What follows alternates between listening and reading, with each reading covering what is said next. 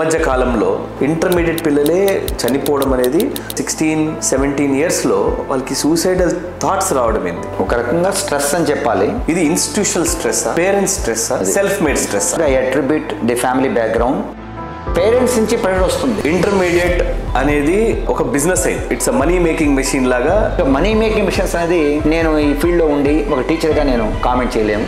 Doctor N Satyanarayana, director of Vishwasai junior college. 2010లో ఒక్కటిగా start అయిన కాలేజ్ ఇవాళ 16 బ్రాంచులతో నెల్లూరు మరియు తిరుపతిలో ప్రిడామినెంట్ కాలేజ్గా తయారైంది. సార్ మా వాడు లెసన్ బాగా వింటాడు, రోజు కాలేజీకి వస్తాడు. 6:30-7 కదా ఇంటికి వస్తాడు, బ్యాగ్ అక్కడ పడేస్తాడు, తింటాడు, 8:30కి పడుకుంటాడు. మార్నింగ్ 7 లేస్తాడు, 7 లేస్తాడు, మళ్ళీ రెడీ అవుతాడు. నిన్న పెట్టిన బ్యాగ్ ఎక్కడ ఉందో ఆ బ్యాగ్ అక్కడే ఉంటుంది, దాన్ని మళ్ళీ వేసుకొని క్లాస్కి వస్తాడు. వీడు ఎట్లా డాక్టర్ అవుతాడు సార్? మేమే నెంబర్ 1 అని రాస్తారు. అది చూస్తే అది జోక్ అయిపోయింది ఇప్పుడు నెంబర్ 1 అనేది. ర్యాంకర్ అనే పదమే స్ట్రెస్ కలిగిస్తుంది. ఇప్పుడు కొంచెం hot topics. I answer them coolly. Yes.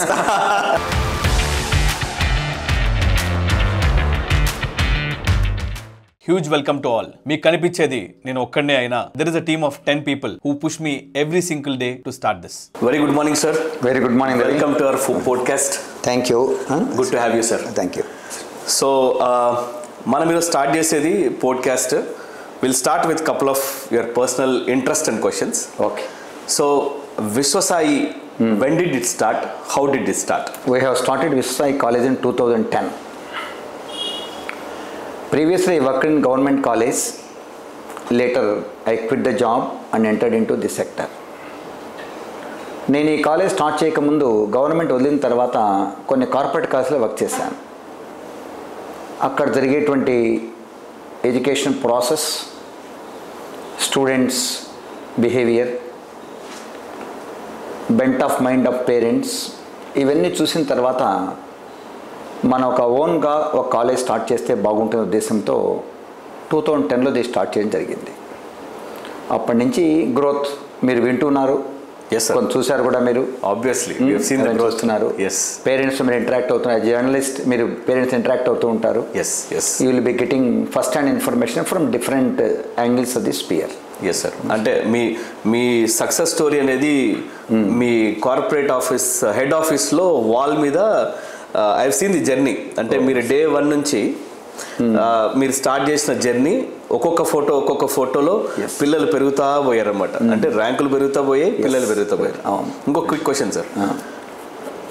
I think 10 years back you are the only person who said or who has brought the word called stress free education. అది ఈ మధ్య కాలంలో ప్రతి ఒక్క స్కూలు, కాలేజు, యూనివర్సిటీ ప్రతి ఒక్కరు వాడేసుకునే ఒక word అయిపోయింది, కీవర్డ్. కానీ మీరు 10 ఏళ్ళ ముందే దాన్ని తీసుకొచ్చారు. సో అసలు ఆ థాట్ ప్రాసెస్ ఎక్కడి నుంచి వచ్చింది సార్? బేసికల్గా రవి, నేను టీచర్ని. నేను క్లాస్లోకి వెళ్ళి టీచ్ చేసేటప్పుడు స్టూడెంట్స్ ఫేసెస్ని బట్టి వాళ్ళు ఏ విధంగా థింక్ చేస్తున్నారు, వాళ్ళు ఎంత ఇంట్రెస్ట్ చదువుపైన చూపిస్తున్నారు, ఫోర్సిబుల్గా మాత్రమే క్లాస్ ఎంతమంది కూర్చుంటున్నారు, వాళ్ళని అసెస్ చేసే కెపాసిటీ నాకు ఉండేది. అగ్రీడ్. ఆ పిల్లలతో క్లాసు బయటకు వచ్చిన తర్వాత నన్ను వాళ్ళ ఒక బ్రదర్ లాగానో, ఫ్రెండ్ లాగానో, ఫాదర్ లాగానో ట్రీట్ చేసి వాళ్ళకుండే ఇబ్బందులను డైరెక్ట్గా చెప్పేవాళ్ళు. ఎస్పెషల్లీ నేను కార్పొరేట్ క్లాస్లో వర్క్ చేసేటప్పుడు ఈ పిల్లల బెంట్ ఆఫ్ మైండ్ ఎట్లుండిందంటే, నాకు ఇష్టం లేదు సార్ ఈ కోర్సు, కానీ మా అమ్మ నాన్న చేర్చారు. అగ్రీ. అవును సార్. నాకు ఈ కోర్సు ఇష్టంగా నేను చేరాను, కానీ మా నాన్న నన్ను ఇంకా ఎంకరేజ్ చేయడం లేదు. నువ్వు వేరే గ్రూప్లో ఉంటే బాగుండు కదా, వేరే సెక్టార్లో ఉంటే బాగుండు కదా, ఎందుకు దీన్ని చేయరా అంటున్నారు. గ్రేట్. ఈ రకమైనటువంటి డిస్కషన్ జరిగినప్పుడు తెలియకుండా పిల్లల్లో ఒక రకమైన స్ట్రెస్ ఉంది.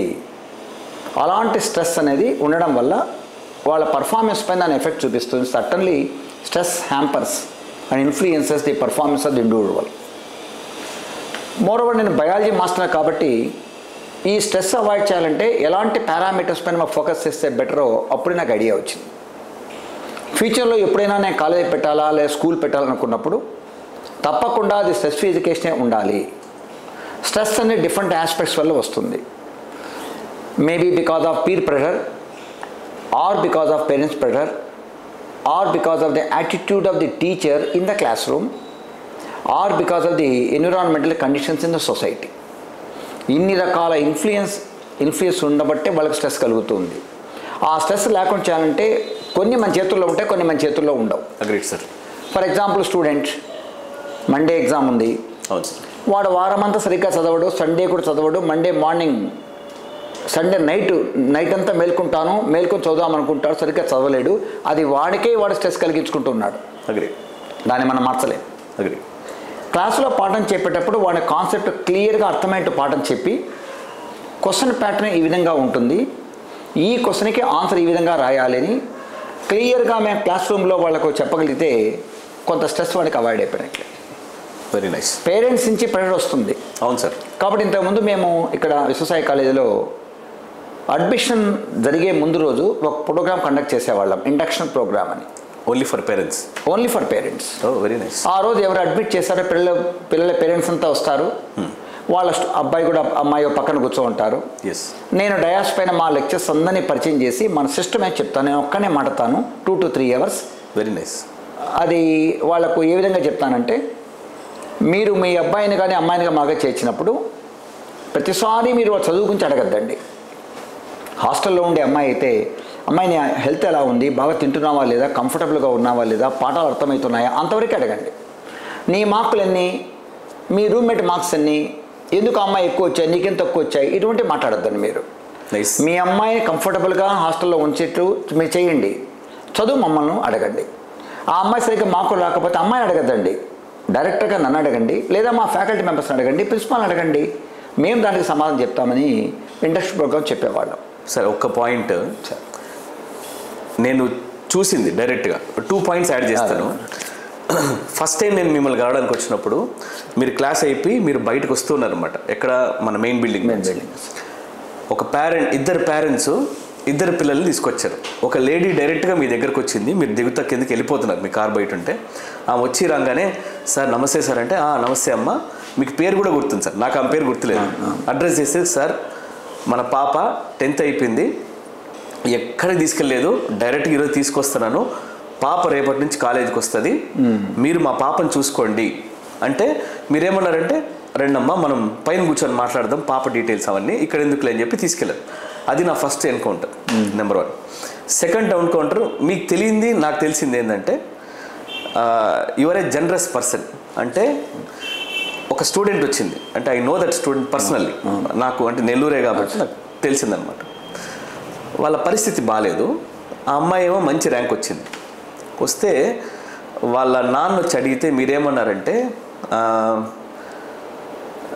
ఇంత ఫీజు నేను కట్టుకోలేను సార్ అంటే, క్లాస్ రూమ్లో నాకు స్థలానికి నేను వాల్యూ ఇవ్వను, అందరితో పాటు మీ పాప వచ్చి కూర్చో, హాస్టల్లో మాత్రం మీ పాప ఏం తింటుందో దానికి మాత్రం డబ్బులు కట్టు, ఎందుకంటే మీ పాప కింద తింటుంది, పైన చదువుతుంది, ఆ పైన ఉంటుంది.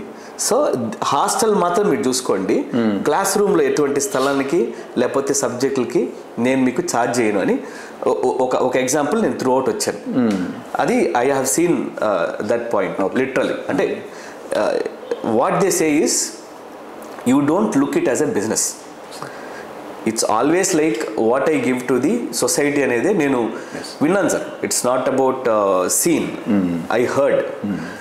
లిటరల్గా ఒక పేరెంట్ దగ్గర ఎయిమ్స్లో వాళ్ళ బాబుకి 4th ర్యాంక్ వచ్చింది, correct me if I'm wrong, and you are the only college that has started that aims ringing bell.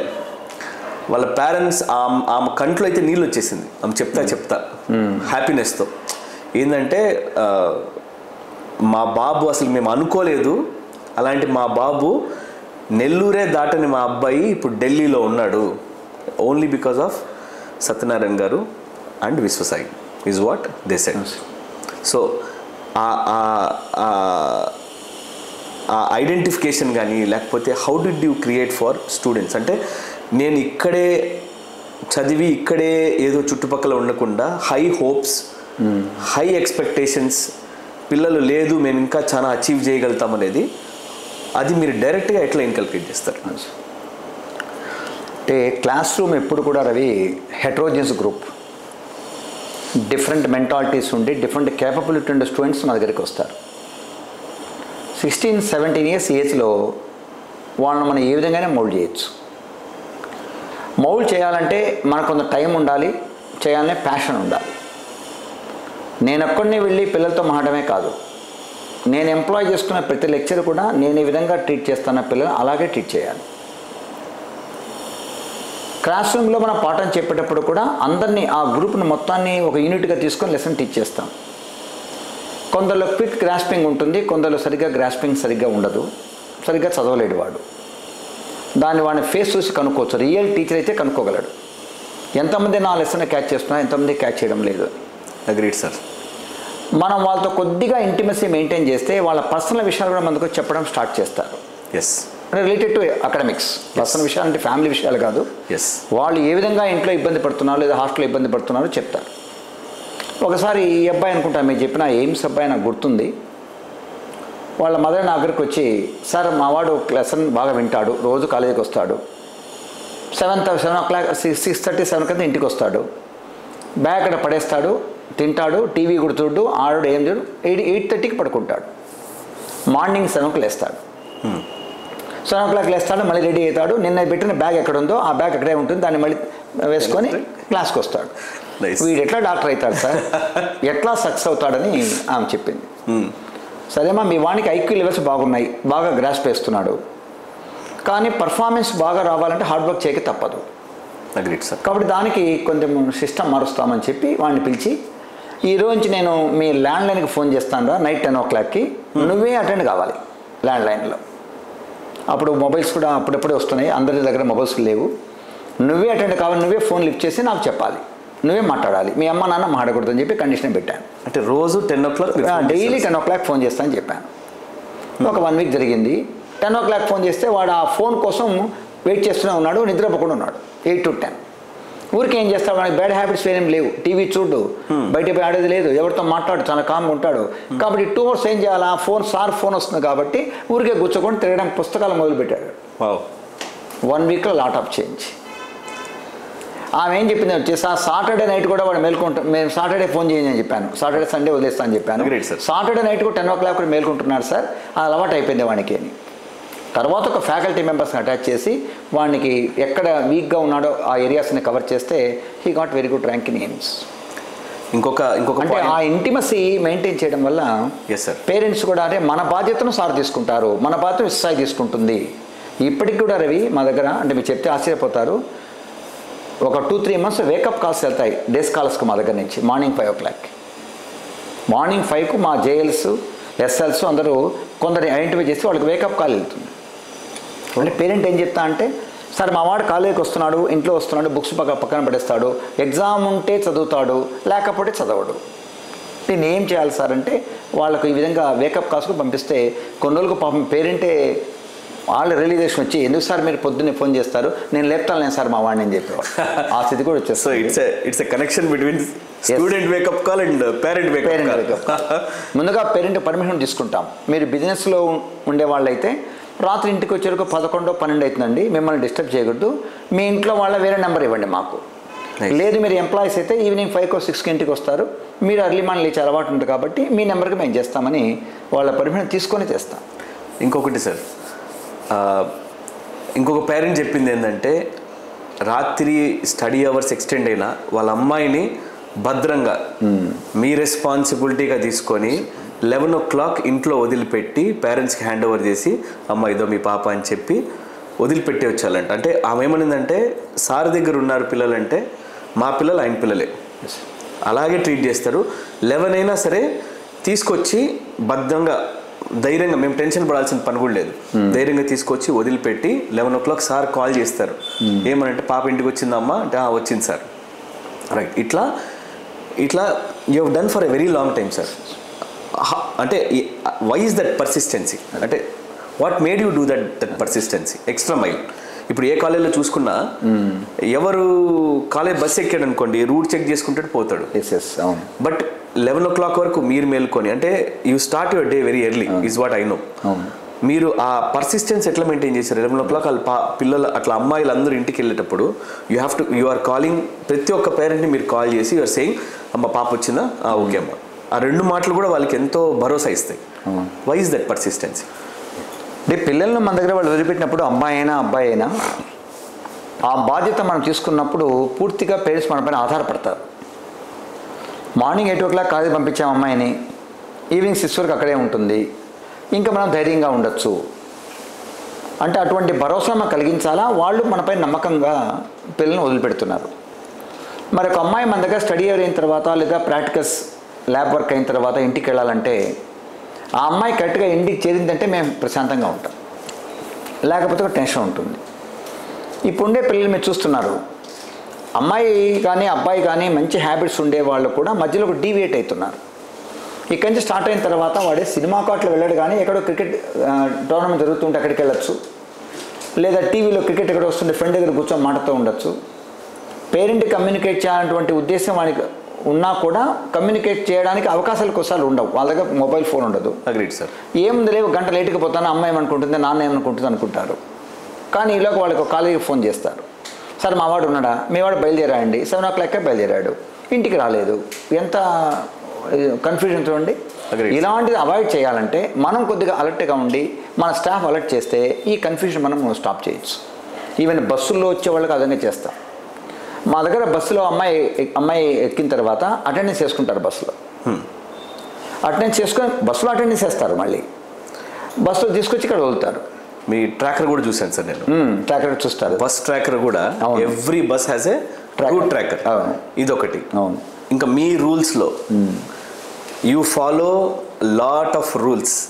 I think మీరు సార్ గురించి అడిగితే సార్ రూల్ సెట్ చేశారంటే first thing is sir follow అవుతారు, మిగతా వాళ్ళని మళ్ళీ follow చేయమని చెప్తారు.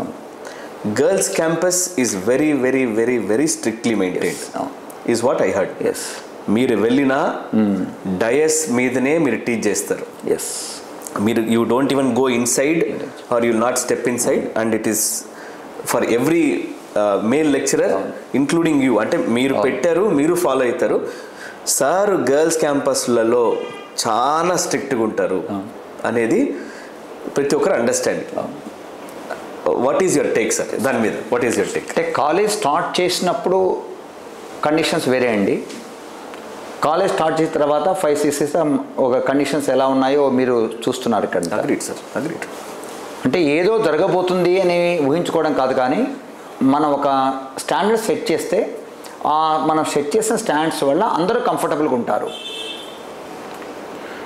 క్లాస్ రూమ్లో టీచ్ చేసేటప్పుడు డయాస్ పైన టీచ్ చేస్తాం, వేరే పిల్లలు నోట్స్ రాసుకుంటూ ఉంటారు.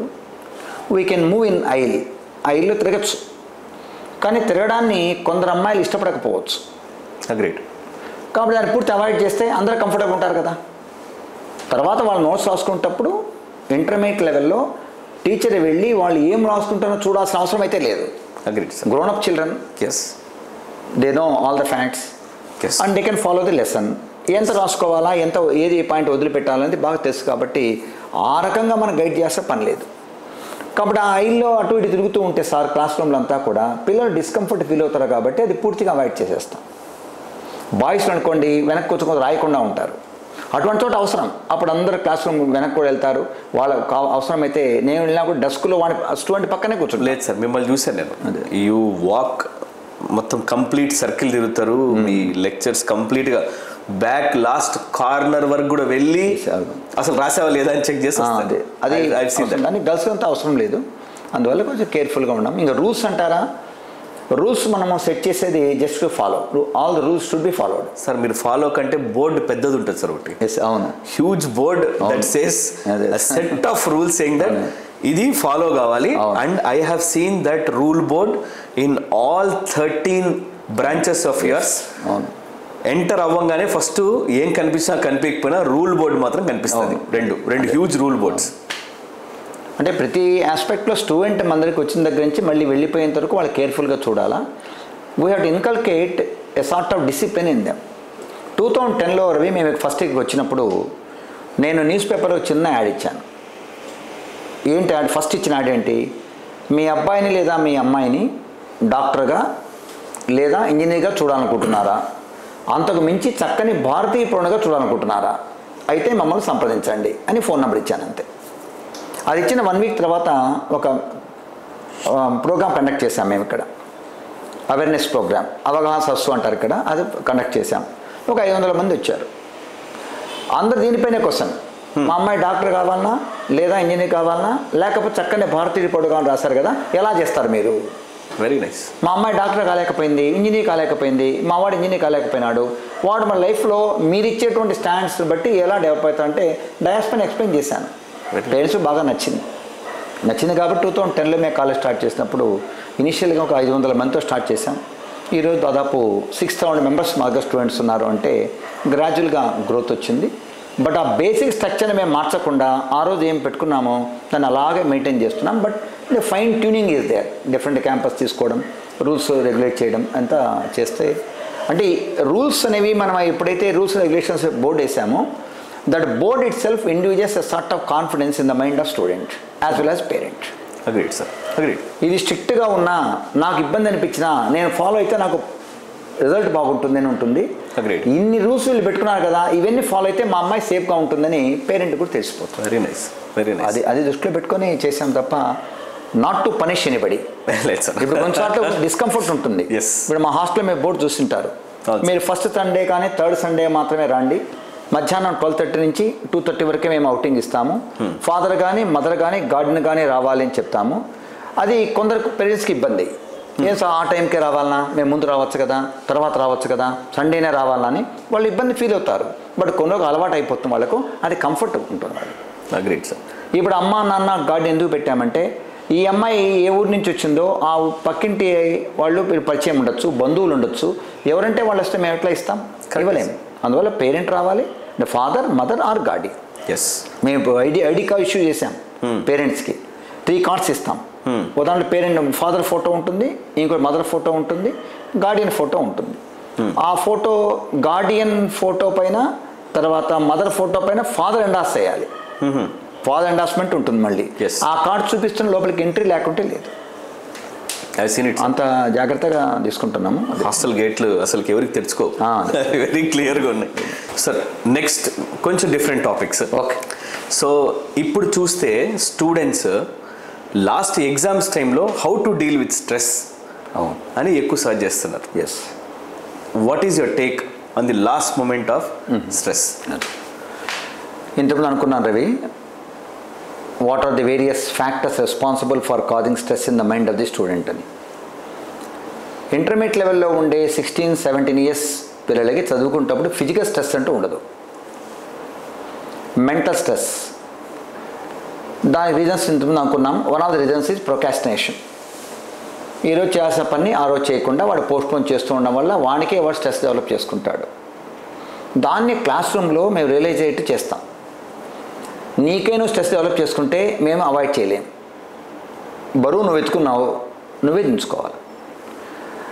వేరే రకంగా స్ట్రెస్ మీ ఫాదర్ మదర్ వల్ల కానీ, లేదా మా టీచర్ల వల్ల కానీ, ఇంకేదైనా స్ట్రెస్ రూమ్మేట్స్ వల్ల కానీ స్ట్రెస్ ఉంటే మేము అవాయిడ్ చేస్తాం. కాబట్టి ఏదైతే మా కంట్రోల్ లేదో ముందు ఆ స్ట్రెస్ను అవాయిడ్ చేసుకో. ఎర్లీగా ముందు మీరు ప్రిపేర్ అయ్యి ఎగ్జామ్ రెడీగా ఉందనుకోండి, ఇన్ అడ్వాన్స్ ప్రిపరేషన్ ఉంటే స్ట్రెస్ను అవాయిడ్ చేయొచ్చు. ఇంకా క్లాస్ రూమ్లో వాడు పాఠం వినడం వల్ల నేర్చుకోలేని వాడికి కూడా స్ట్రెస్ కాకుండా ఉండాలి అంటే వాడి కెపాసిటీ ఏంటో ముందు మనం చెప్పగలగాలి. నీ కెపాసిటీ ఇది, దీన్ని బట్టి నువ్వు నీ 60% కెపాసిటీ ఉంది, 70% ఏం చేయి. 60% ఉండేవాడిని నువ్వు 100% తెచ్చుకోవాలని ప్రెషర్ పెడితే వాడు తప్పకుండా స్ట్రెస్ ఉంటుంది. పిల్లల యొక్క కెపాసిటీని జడ్జ్ చేయాలంటే పిల్లలతో ఇంటిమసీ మనం మెయింటైన్ చేయాలి. ప్లస్ అనిల్లి స్ట్రెంగ్త్ క్లాస్లో ఉండకూడదు. క్లాస్ రూమ్లో ఒక 80 మంది అనుకోండి, ఏ టీచర్ అయినా ఐ టు ఐ కాంటాక్ట్ ఎట్లా వస్తుంది? రాదు. అబ్జర్వ్ చేయలేడు. లెసన్ చెప్తాడు, వెళ్ళిపోతాడు, ఒకరికి ఇద్దరు డౌట్స్ క్లారిఫై చేస్తాడు. కాబట్టి క్లాస్ రూమ్ స్ట్రెంగ్త్ని హ్యాండీగా ఉందనుకోండి, 40 మెంబర్స్ ఉన్నారు, రోజు వాళ్ళతో మాట్లాడుతూ ఉంటే 3-4 మంత్స్ తర్వాత ఆ స్టూడెంట్ నేమ్ మనకు తెలుస్తుంది, స్టూడెంట్ పేరెంట్ బ్యాక్గ్రౌండ్ తెలుస్తుంది, ఏ ఊరి నుంచి వచ్చాడో తెలుస్తుంది, వాని ఇబ్బందులు ఏమో మాకు అర్థమవుతాయి. ఒక స్టూడెంట్ క్లాస్ అయిపోయిన తర్వాత ఎలా ఎగ్జామ్ రాసావు అని అడగడానికి అబ్బాయి పేరు చెప్పి ఏం మహేష్ ఎలా ఎగ్జామ్ రాసావు తేడా ఉంది. Agreed sir. ఏం మహేష్ ఎగ్జామ్ రాసావు, ఎట్లా రాసావు అని చెప్తే వాడికి ఇంటిమసీ డెవలప్ అవుతుంది. సార్ నా పేరు గుర్తుపెట్టుకున్నాడు అని దగ్గర పిలిచి, ఈరోజు నీకు 60% వస్తుంది, నువ్వు భయపడాల్సిన పని లేదు, పబ్లిక్ వచ్చే వరకు 80%లో నువ్వు ల్యాండ్ అవుతావు, ఎలాంటి ఇబ్బంది లేదని చెప్తే అట్లా మన స్ట్రెస్ అవాయిడ్ చేయొచ్చు. మరి పేరెంట్స్ స్ట్రెస్ సార్, పేరెంట్స్ కూడా స్ట్రెస్ఫుల్గా తయారయ్యారు. అవునవును. పేరెంట్స్ కంటే మాకు భరోసా ఇవ్వడమే బట్ పేరెంట్స్ కూడా చేసేటువంటి చిన్న అంటే పొరపాటు అని చెప్పడం వాళ్ళ ఇష్టం అనుకోండి, బట్ టీచర్గా అది డిఫెక్ట్ అని చెప్తాను నేను. అబ్బాయికి ఎంపీసీ ఇంట్రెస్ట్ అనుకోండి, బైపీసీ చేర్పించడం, బైపీసీ ఇంట్రెస్ట్ అంటే ఎంపీసీ చేర్పించడం, మీ తాత నేను డాక్టర్గా చూడాలనుకున్నాడు రా, నువ్వు డాక్టరే కావాలని చెప్పడం, వానికి స్పోర్ట్స్ అండ్ గేమ్స్ ఇంట్రెస్ట్ ఉన్నా కూడా దాన్ని పూర్తిగా కట్ చేసి వాడిని ఏదో ఈ లైన్లో పెట్టాలని కోరుకోవడం ఒక రకంగా తప్పే. ఇంకా మన దగ్గర అయితే నువ్వు డాక్టర్ కావాలి లేకపోతే ఇంజనీర్ కావాలి అనే కాన్సెప్ట్ ఇంకా రన్ అవుతుంది సార్. అంటే కొంచెం తగ్గించాం. ఎగ్జాంపుల్ చెప్తాను మీకు. నా దగ్గరికి ఒక ఫిజికల్ ఎడ్యుకేషన్ పీఈటీ అంటాం దాన్ని, ఆయన వచ్చారు, డ్రిల్ మాస్టర్ అంటాం కదా, ఆయన వచ్చారు. వచ్చి మా వాడు హాకీ చాలా బాగా ఆడతారు సార్, రోజు మార్నింగ్ అండ్ ఈవినింగ్ గ్రౌండ్కి వెళ్తాడు, మంచి హాకీ ప్లేయర్ సార్, కానీ ఇంకా మాకు హాకీ ఎక్కర్లేదు సార్, ఇంటర్మీడియట్లో వీడు మంచి మార్కులతో బీటెక్లో చేరాలని చెప్పాడు.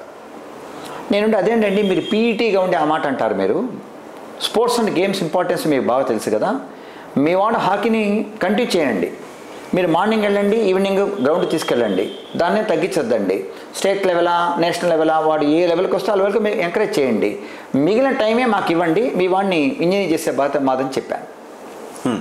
ఆ అబ్బాయి ఇంటర్మీడియట్ అయిపోయింది, స్పోర్ట్స్ కోటాలో బీటెక్ సీట్ వచ్చింది. Very nice.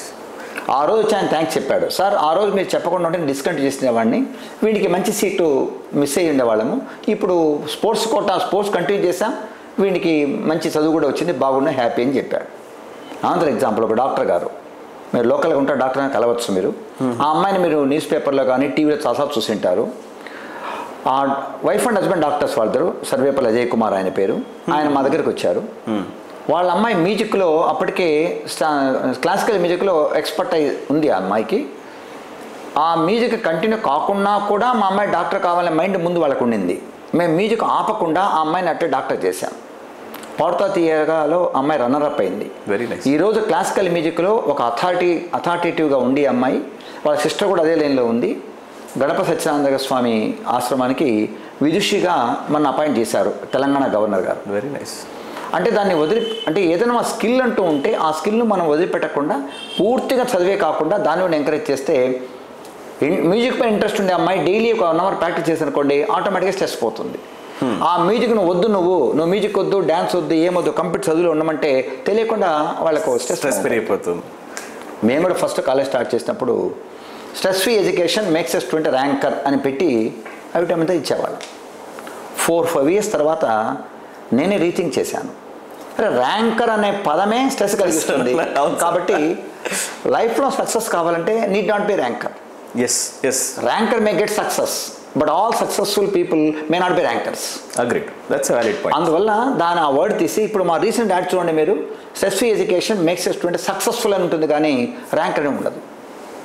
Agreed sir. కాబట్టి ఇవన్నీ దృష్టిలో పెట్టుకొని పిల్లలతో ఇంటరాక్ట్ కావడం, పేరెంట్తో ఇంటరాక్ట్ కావడం చేయడం వల్ల కొంతకు స్ట్రెస్ తగ్గిస్తున్నాం. బట్ కొన్ని చోట్ల ఇంకా వాళ్ళకు కొన్ని ఉంటాయి, సమ్ మెంటల్ బ్లాక్స్, దానివల్ల స్ట్రెస్ కలుగుతుంది. మనం ఎంత చేయగలం మనం చేయగలం. ఇంకొక అమ్మాయి వచ్చింది, వాళ్ళ ఫాదర్ మదర్ ఎగ్జామినేషన్ మూమెంట్లో వచ్చారు. మా అమ్మాయి సివియర్ మైగ్రేన్ సార్, ఎక్కడ మేము చూపించినా న్యూరాలజిస్ట్ చూపించాము, ఏమేమో చేసాం, తగ్గడం లేదు సార్, ఎగ్జామ్ దగ్గరకు వచ్చిందని. నేను చిన్న ఒక డాక్టర్ సజెస్ట్ చేసి, హోమియో మెడిసిన్ నేను వాడానండి ఒకప్పుడు, మైగ్రేన్కి నాకు రిలీఫ్ ఉంది, ఈ హోమియో మెడిసిన్ వాడండి అన్నాను. ఒకసారి హోమియో డాక్టర్కి సజెస్ట్ చేశాను, అక్కడికి వెళ్ళారు, డ్రగ్ తీసుకున్నారు, ఆ అమ్మాయి 10 daysలో అమ్మాయి మైగ్రేన్ డిసప్పేర్ అయిపోయింది. అంటే అలాంటి విషయంలో కూడా మన పేరెంట్స్కి స్టూడెంట్స్ సపోర్టివ్గా ఉంటే దీన్ని ఒక ఫ్యామిలీగా ట్రీట్ చేస్తారు. ఈరోజు ఇన్ని కాలేజీలు వచ్చినా కూడా, కార్పొరేట్ జైంట్స్ ఉన్నా కూడా, విశ్వసాయికి లోకల్గా ఎందుకు ఇంకా ఫేవరెటిజం ఉందంటే ఇవన్నీ చేయడం కానీ దీన్ని ఒక రకమైన సర్వీస్గా తీసుకున్నాం, చేస్తున్నాం. Just to add to point sir, when we talked about that point giants sir, intermediate అనేది ఒక బిజినెస్ అయింది in this world right now. So అది ఎట్లా అయిపోయిందంటే it's a money making machine లాగా is what people look at intermediate colleges, junior కాలేజెస్ని. What is your take? Is really junior colleges are making money, they treat people as money making మెషిన్సా? Okay, profit కోసమే ఉంటాయా, లేదు education కూడా చెప్పాలనేది interest ఉంటుందా? అంటే దీనికి కారణం ఏమంటే రవి, పేరెంట్స్ యొక్క యాటిట్యూడే. One of the reasons is parents attitude. Okay, 10th class వరకు స్టూడెంట్స్ చదువుతూ ఉన్నప్పుడు అందరం చెప్పను, majority of the parents rank orientation వాళ్ళ మైండ్లో ఉండదు. స్కూల్కి వెళ్ళరు, మ్యాథమెటిక్స్ ఫిజిక్స్ కెమిస్ట్రీ టీచర్స్తో మాట్లాడరు, ఆ స్కూల్ హెడ్ మాస్టర్తో మాట్లాడరు. నార్మల్గా ఏముంది స్కూల్ 10th కదా మనవాడు అనుకుంటారు. 10th పబ్లిక్లో మంచి మార్కులు వస్తాయి. ఆయన ఇంటర్మీడియట్ చేసిన వెంటనే మా వాడు జేఈ మెయిన్లో వస్తుందా, జేఈ అడ్వాన్స్ వస్తుందా అని మమ్మల్ని ఫస్ట్ క్వశ్చన్ అడుగుతాడు. అబ్బాయి అడ్మిషన్ టైంలోనే. మరి 10th వరకు ఏం చేస్తారు మీరు? సార్ 10th క్లాస్ వరకు మీరు అక్కడ పోయినప్పుడు వాడు మ్యాథమెటిక్స్లో ఫార్ములా నేర్చుకుంటున్నాడా లేదా, లాగర్థం సరిగా ప్రాక్టీస్ చేస్తున్నాడా లేదా, కెమిస్ట్రీ ఈక్వేషన్స్ ప్రాక్టీస్ చేస్తున్నాడా లేదా, 10th క్లాస్ లెవెల్లో ఆ టెక్స్ట్ బుక్లో ఏ కాన్సెప్ట్స్ ఉన్నాయో అవన్నీ నేర్చుకున్నాడా లేదా అని చూసుకోడు పేరెంట్. 10th వరకు ఆరాంగా ఉంటారు. Once they enter into intermediate they will think of the top ranks. దానివల్ల ఏం చేస్తారు, వానికి 60% ఎబిలిటీ ఉన్నా కూడా ఒక కాలేజీకి వెళ్ళి ఆ కాలేజీలో సెగ్రిగేషన్ ఆఫ్ స్టూడెంట్స్ ఉంటుంది. 40% వచ్చిన వాళ్ళు ఒక పక్క, 80%, 60% వచ్చిన వాళ్ళు ఒక పక్కన, అబోవ్ 60% ఒక పక్కన సెగ్రిగేట్ చేసి పెట్టింటారు. వీడి వర్త్ 50% అయినా నాకు 80% దాంట్లో సీట్ ఇవ్వండి అంటారు. దానికి ఏదో పేరు పెట్టింటారు ఆ బ్యాచ్కి. ఆ బ్యాచ్ సీట్ ఇవ్వండి అంటారు. అది 2 lakhs ఫీజు అండి, ఇదైతే 1 lakh అంటాడు. పేరెంట్ ఏం చేస్తాడు, 2 lakh పోయినా పర్లేదు మా అబ్బాయిని అక్కడ చేర్చాలా అంటారు. 80% వర్త్ ఉండే స్టూడెంట్స్లో ఈ 60% వర్త్ ఉండేటువంటి వాడు కూర్చుంటే ఆటోమేటిక్గా స్ట్రెస్ డెవలప్ అవుతుంది. ఫస్ట్ ఎగ్జామ్ రాస్తాడు, వీడికి లాస్ట్ క్వశ్చన్లో ఉంటారు. 2-3 ఎగ్జామ్ చూస్తాడు, పికప్ కాలేడు. అదేమవుతుంది, ఆటోమేటిక్గా స్ట్రెస్ డెవలప్ అవుతుంది. అలా కాకుండా వాడిని 60% పిల్లలతో పాటు కూర్చోబెట్టానుకోండి, పక్క వానికి 60%, నాకు 60%, వానికంటే ముందుకు రావాలి ఇంకా ఒక ఇంట్రెస్ట్ డెవలప్ అవుతుంది. కానీ ఎంత చదివినా కూడా నేను వెనకనే ఉన్నాను, నాకు ఎందుకు లేదు చదువు అనుకుంటాడు. Automatically develop stress. ఆ సెగ్రిగేషన్ ఆఫ్ స్టూడెంట్స్ అనేది పూర్తిగా ఉండకూడదని నా ఉద్దేశం. ఇది పేరెంట్స్ యాటిట్యూడ్ కొంతవరకు ఉంటుంది. ఇంకా మనీ మేకింగ్ మిషన్స్ అనేది నేను ఈ ఫీల్డ్లో ఉండి ఒక టీచర్గా నేను కామెంట్ చేయలేము. అందువల్ల దాన్ని మీకే వదిలేస్తున్నాను. Very good answer for that sir. ఇంకొక drastic question that I wanted to ask. AI coming in to system, artificial intelligence, అది ఇది అని చెప్పి అవసరం లేని టెక్నాలజీ అంతా మన మీద రుద్దుతున్నారు. ఎస్. ఇప్పుడు ఎలా అయిపోయిందంటే ఆన్లైన్లోనే చదివించవచ్చు కదా అబ్బాయిని, కాలేజీకి ఎందుకు పంపించడం అనే స్టేజ్కి వస్తారేమో అనేది జనాల డౌట్.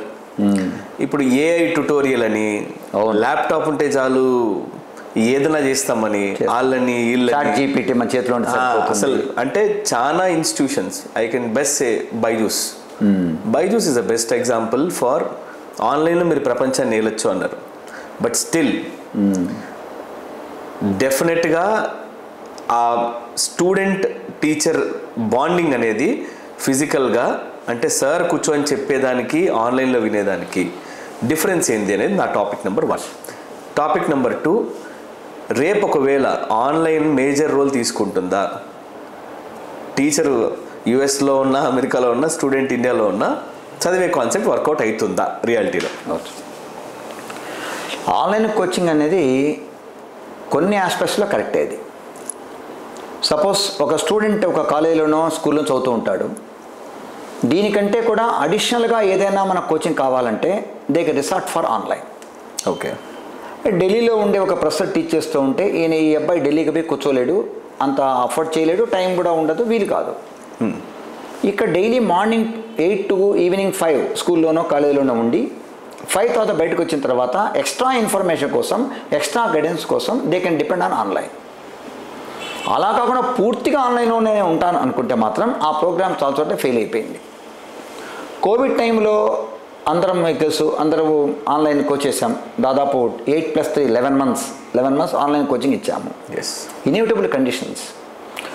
ఇప్పటికీ కూడా ఆ కోవిడ్ బ్యాచ్ అని అడుగుతారు. అంటే ఆ డెఫిషియన్సీ ఇప్పటికీ అట్లే ఉంది, కోవిడ్ బ్యాచ్ అంటున్నారు. అంటే దాన్ని సప్లిమెంట్గా తీసుకోవాల్సింది కానీ పూర్తిగా దాన్ని వాడకూడదు. అంటే క్లాస్ రూమ్కి వెళ్ళి టీచింగ్ అనేది మన ఐస్తో కంపేర్ చేస్తే ఈ ఆన్లైన్ సప్లిమెంటరీని స్పెట్స్తో కంపేర్ చేస్తాం. మీరు ఎంత మంచి స్పెట్స్ ఉన్నా మీ విజన్ సరిగ్గా లేకపోతే ఏం చేస్తారు? మీకు విజన్ బాగుందనుకోండి, స్పెట్స్ లేకుండా కొంత వర్క్ చేయగలరు. కాబట్టి online can be comparable to our specs what we're wearing, and regular classroom teaching is comparable to our eyes. మన విజన్తో కంపేర్ చేయాలి. అలా చేయడం వల్ల ఉపయోగం ఉంటుంది. ఇంకా మీరు ఏదో ఒక నేమ్ సజెస్ట్ చేశారు. మరి ఆన్లైన్లో కోవిడ్ టైంలో ఆ ఇన్స్టిట్యూట్ ఎట్లా ఉండింది, ఇప్పుడు ఎలా ఉందో మీరు మార్కెట్లో మీరు దాని గురించి ఇన్ఫర్మేషన్ మీకు ఉంది కాబట్టి యూ కెన్ అండర్స్టాండ్. సార్ ఇప్పుడు కూడా నాకు డౌట్ ఏంటంటే కోవిడ్లో అందరూ పాస్ అయ్యారు, పాస్ చేశారు అన్నారు. ఇప్పుడు ఆ పాస్ అయిన వాళ్ళందరూ ఏమయ్యారు? ఉన్నారు, ఇబ్బంది పడతా. వచ్చిన తర్వాత కొంత రియలైజ్ అయిపోయి మళ్ళీ కొంత హార్డ్ వర్క్ చేశారు. మరి ఎయిత్ క్లాస్ కోవిడ్ వచ్చినప్పుడు 8th 9thలో ఉండేవాళ్ళు 10thకి వచ్చి చాలా ఇబ్బంది పడ్డారు. ఇంటర్మీడియట్కి వచ్చి మళ్ళీ కొద్దిగా పికప్ అవుతున్నారు. ఇంకా వాళ్ళు పెట్టే ఎఫర్ట్ని బట్టి ఉంటుంది. కాబట్టి నేను ఐఎమ్ నాట్ అగెన్స్ట్ ఆన్లైన్. ఇప్పుడు మేము కూడా మార్చి ఎగ్జామ్ అయిన తర్వాత ఏప్రిల్లో పిల్లలు ఇంట్లో ఉంటారు. ఫోర్స్ఫుల్గా పిలిస్తే వస్తారు. పిలవడం వల్ల మాకు కొన్ని టెక్నికల్ ప్రాబ్లమ్స్ ఉన్నాయి. గవర్నమెంట్ రూల్స్ అండ్ రెగ్యులేషన్ ప్రకారం కాలేజ్ ఓపెన్ చేయకూడదు. అవును సార్. సో అంత సివియర్ హాట్ సన్లో వచ్చి పిల్లల్ని మెయింటైన్ చేయడం కష్టం. పిల్లలకు కొంత రిలాక్స్ కావాలనే ఉద్దేశంతో మేము ఆన్లైన్ కోచింగ్ స్టార్ట్ చేస్తాం. ఎలా చేస్తాం? Daily 4 periods, daily 4 hours attend కమ్మని చెప్తాం. ఆ 4 periods కూడా మ్యాథమెటిక్స్, ఫిజిక్స్, కెమిస్ట్రీ, ఒక లాంగ్వేజ్, లేదా బయాలజీ ఉంటే బయాలజీ, అది కోచింగ్ ఇస్తాం. 1 hour వింటారు వాళ్ళు. దాన్ని ఎలా ఇస్తామంటే రికార్డ్ చేసి, అంటే ఎప్పుడైనా వాడు బ్రౌజ్ చేసుకొని చూడొచ్చు.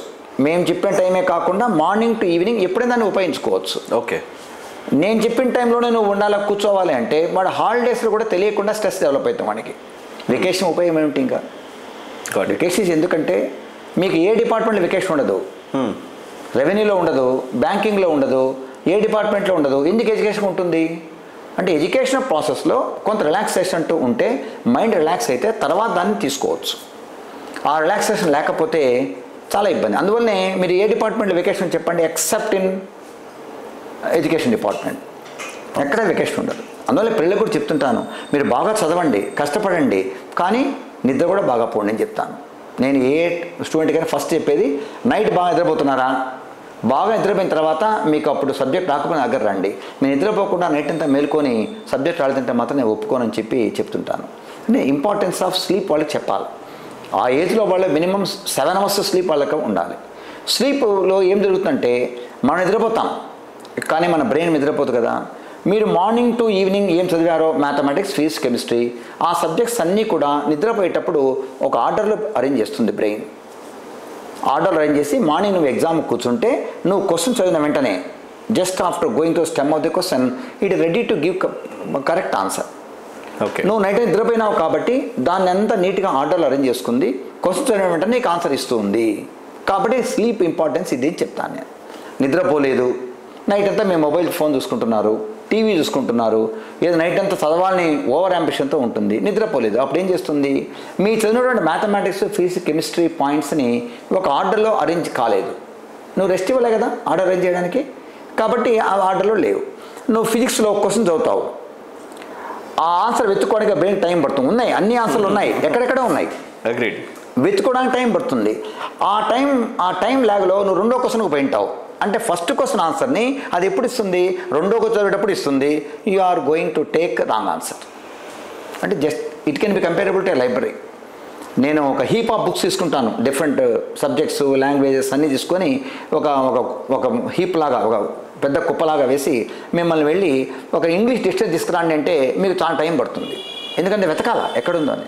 అలా కాకుండా ఒక లైబ్రరీ అన్నీ అరేంజ్ చేసి అనుకోండి, botany, zoology, physics, chemistry, mathematics, English, Telugu distance అని పెట్టానుకోండి, మీరు ఒక డిస్టెన్స్ తీసుకురమ్మంటే within no time you can pickup.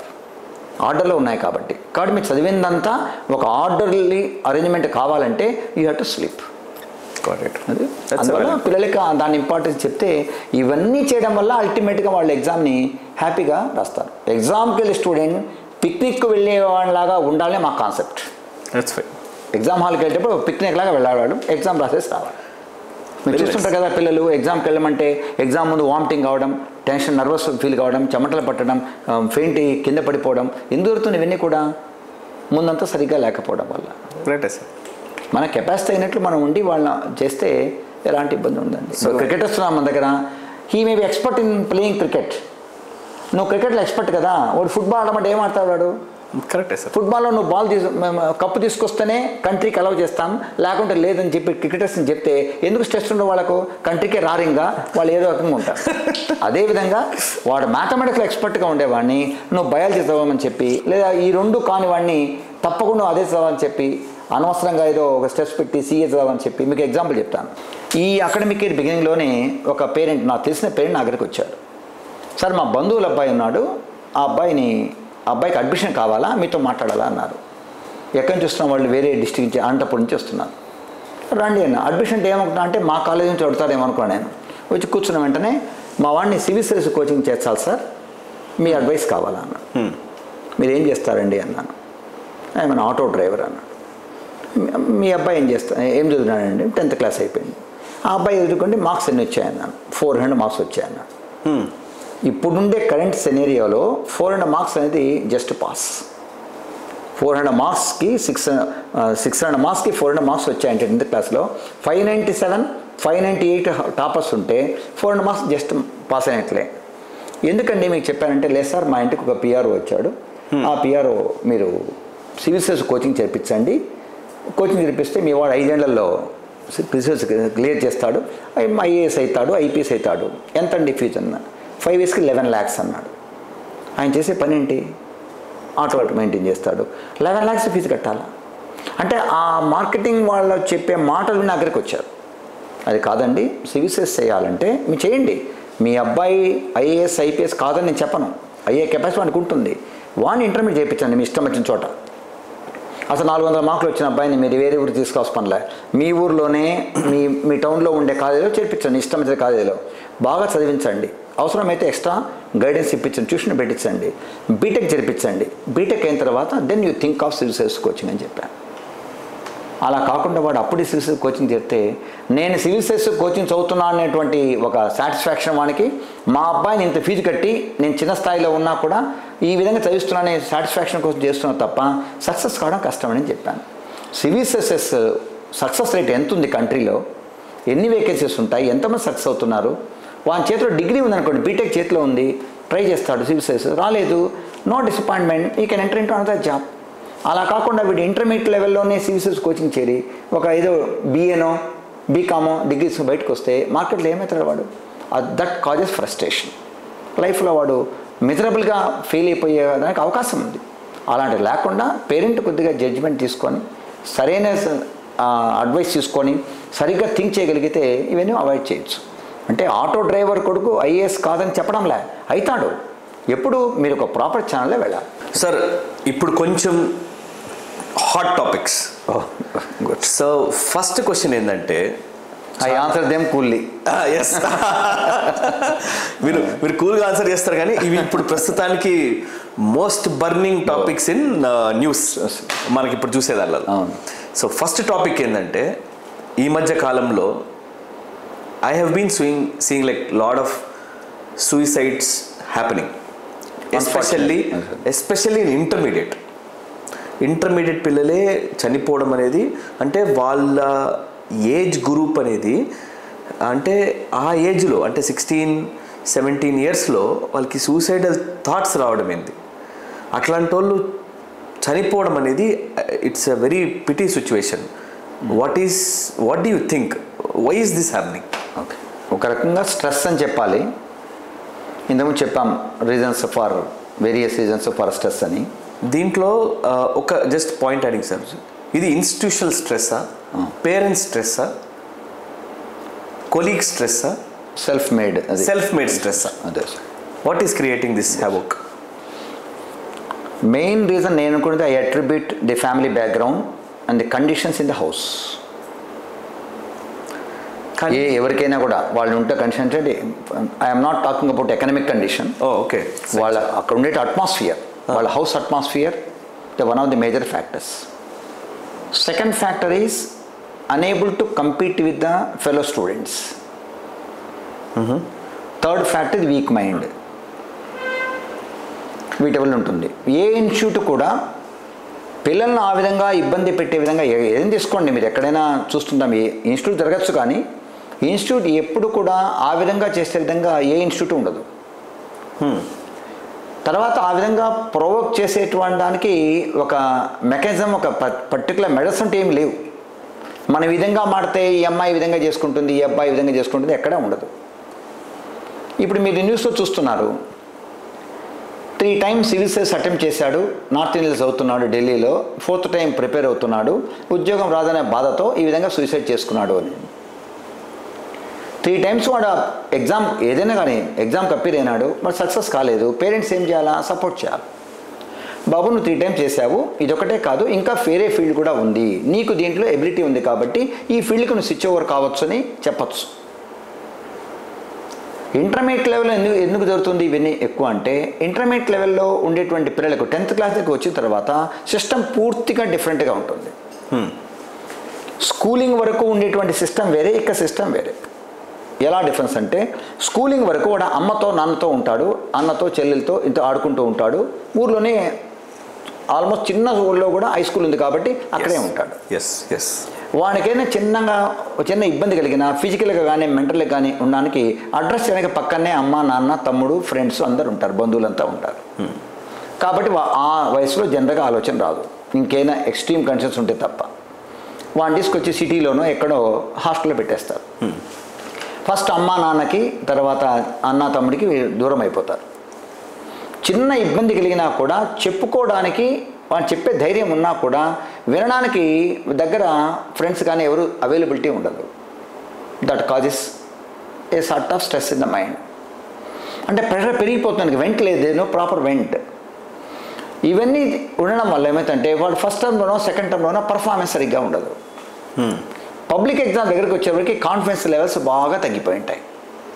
నా ఫస్ట్ టర్మ్లో సక్సెస్ కాలేదు, సెకండ్ టర్మ్ ఎగ్జామ్లో సరిగ్గా లేను, థర్డ్ సెమ్ లాస్ట్కి వచ్చాను నేను, ఇంకా నేను సక్సెస్ కాలేను. మా నాన్న ఇంత ఖర్చు పెట్టి నేను చదివిస్తున్నాడు, మా అమ్మ నాపై ఇంత హోప్ పెట్టుకుంది, నేను సక్సెస్ కాకుండా రేపు ఫెయిల్ ఇంటికి పోతే ఎట్లా అని ఎప్పుడు థింక్ చేస్తాడో ఈ resorts for this type of unfortunate things. Great sir, sad scenario. అంతే, చాలా సాడ్ అండి. అయితే దాన్ని ఏంటో కొంతవరకు కాలేజీలో మనం అవాయిడ్ చేయొచ్చు. ఎలా అవాయిడ్ చేయాలి? నేను కూడా మా టీచర్స్కి అంతా చెప్తుంటా, ప్రిన్సిపాల్ చెప్తుంటాను. ఎవరైనా అమ్మాయి కానీ అబ్బాయి కానీ ఎవరితో మాట్లాడకుండా దూరంగా ఉంటూ అలూఫ్గా ఉండడానికి ప్రయత్నం చేసి మనం చెప్పింది సరిగ్గా వినిపించుకోకుండా, సరిగ్గా హాస్టల్ అయితే భోజనం కూడా సరిగ్గా చేయకుండా అట్లా ఉంది అంటే అబ్జర్వ్ చేయండి. ఆ అమ్మాయిని కానీ అబ్బాయిని దగ్గర కూర్చోబెట్టుకొని, బాబు ఎందుకు ఇట్లా ఉన్నావు, ఎందుకు ఫ్రెండ్స్ లేరు నీకు, ఎవరితో మాట్లాడడం లేదు, ఎందుకుగా కనుక్కోండి. బేసికల్గా వాడు వెర్బోస్ అంటే ఎక్కువ మాట్లాడకుండా కామ్గా ఉండబడితే, నాకేం లేదు మేడం, నేను బాగా చదువుకుంటున్నాను, నాకు ఇబ్బంది లేదు, నేను చదువు పైన కాన్సన్ట్రేట్ చేస్తున్నాను, మా ఫ్యామిలీ బ్యాక్గ్రౌండ్ ఇది, నా పైన అమ్మ నాన్న ఆశలు పెట్టుకున్నారు, నేను బాగా చదివి మంచి ర్యాంక్ తీసుకొచ్చి జాబ్లో సెటిల్ అయితేనే మా వాళ్ళు కంఫర్టబుల్గా ఉంటారు, దానికోసం ట్రై చేస్తున్నాను, నాకేం ఇబ్బంది లేదని చెప్పి అనుకోండి, వదిలేయచ్చుకోండి. అలా కాకుండా నేను ఇక్కడికి వచ్చాను మేడం, ఏదో చాలా ఇబ్బందిగా ఉంది నాకు, వాళ్ళతో పోటీ పడలేకపోతున్నాను, మా అమ్మ నాన్న ఏమో రోజు మార్కులు అడుగుతున్నారు, ఏం చేయాలో తెలియడం లేదు, అందుకని నేను కొద్ది ఇబ్బందిగా ఉందని అన్నారనుకోండి, that problem should be properly address at a right time. Great. ఏం చేయాలా? ముందు అమ్మాయిని తీసి కౌన్సిల్ చేసి, సార్లతో కూడా టీచర్స్తో కౌన్సిల్ చేయించి, అవసరమైతే అమ్మా నాన్న పిలిపించి, మీ అమ్మాయి ఈ విధంగా ఉందండి, she is not suitable for a hostel. ప్రతిరోజు మీరు అమ్మా నాన్న మాటతో ఉంటే వీళ్ళకి ఎలాంటి ఇబ్బంది లేకుండా ఉంటుంది, కాబట్టి మీరు హాస్టల్ కాకుండా డేస్ కాల్ కన్వర్ట్ చేయండి అని చెప్పి మనం సలహా ఇవ్వచ్చు.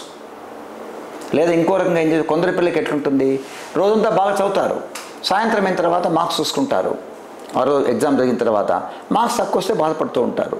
అప్పుడు నేను ఇచ్చేటువంటి సలహా ఏమంటే, వెంటనే మీ అమ్మతో నాన్నతో మీరు మాట్లాడండి. ఎప్పుడు స్ట్రెస్ ఫీల్ అవుతారో అట్లీస్ట్ ఫోన్లో మాట్లాడండి, వేరే వాళ్ళు రమ్మని చెప్పండి, మీ స్ట్రెస్ పోతుంది.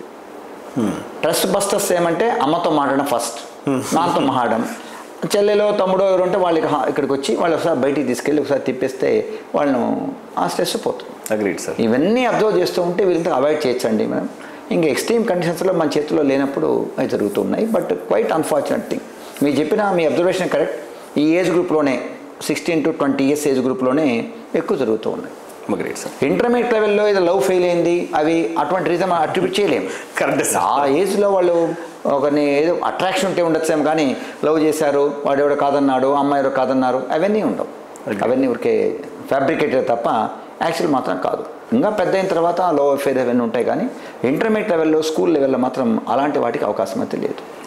ఇంకొక పాయింట్ ఏంటంటే సార్, ఇప్పుడు జనాలందరూ కోట అవును అనే ఒక దాన్ని ఏం చెప్పాలో కూడా నాకు అర్థం కావట్లేదు. అంటే మాస్గా తీసుకెళ్ళి కోటలో పడేస్తున్నారు పిల్లలు. అంటే మన దగ్గర ఎడ్యుకేషన్ సిస్టమ్ లేదని వాళ్ళ ఫీలింగా, బెటర్ కాలేజెస్ లేవని వాళ్ళ థాట, బెస్ట్ లెక్చరర్స్ కానీ స్టాఫ్ లేదని వీళ్ళ పేరెంట్స్ వాళ్ళ ఫీలింగా, పక్కన వాళ్ళు వాళ్ళ పాపలు లేకపోతే కొడుకులు కోటాలో ఉన్నారని పోక్ చేస్తే వీళ్ళు కూడా ప్రెస్టీజియస్గా తీసుకొని పోయి కోటాలో వేస్తున్నారా? అసలు కోట అనేది నేను చదివినప్పటి నుంచి ఎప్పుడు వినలేదు సార్. ఈ మధ్య కాలంలోనే కోట కోట కోట కోట అని వస్తుంది. ఈ కోట ఏంటి సార్ యాక్చువల్గా? అంటే రాజస్థాన్లో ఒక ప్లేస్ అది. కోచింగ్ సెంటర్స్ ఎక్కువ ఉన్నాయి అక్కడ.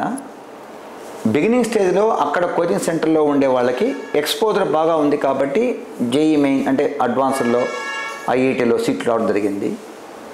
ఇంకా అక్కడ ఉండేటువంటి అంటే అక్కడ సక్సెస్ రేట్ ఎక్కువ ఉంది కాబట్టి అక్కడికి పోతేనే మనము సక్సెస్ కాగలమనే మైండ్ వీళ్ళు డెవలప్ కావడము.